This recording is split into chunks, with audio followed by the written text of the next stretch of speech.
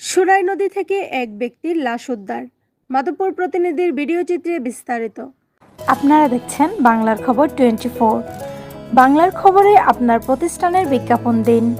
আপনার প্রতিষ্ঠানের কথা পৌঁছে যাক বাংলার ঘরে ঘরে। ব্রাহ্মণবাড়িয়ার নাসিরনগরে সুনাই নদী থেকে আবু সাইদ নামে এক ব্যক্তির লাশ উদ্ধার করেছে পুলিশ।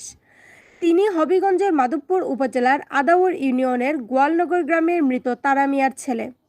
বুধবার 4 জুন সকালে মাধবপুরের গোয়ালনগর আতকাপাড়া গ্রামের পাশ দিয়ে বয়ে যাওয়া সুনাই নদীতে একটি লাশ ভাসতে দেখে স্থানীয়রা পুলিশে খবর দেয়। পরে মাধবপুর থানা পুলিশ ঘটনাস্থলে গিয়ে দেখে ঘটনাস্থলটি নাসিরনগর থানার আওতায়।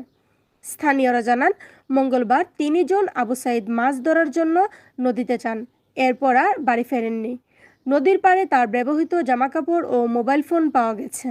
নাসিরনগর থানার ওসি তদন্ত হাসান জামিল জানান, লাশ উদ্ধার করা হয়েছে এবং প্রয়োজনীয় আইনি প্রক্রিয়া চলছে।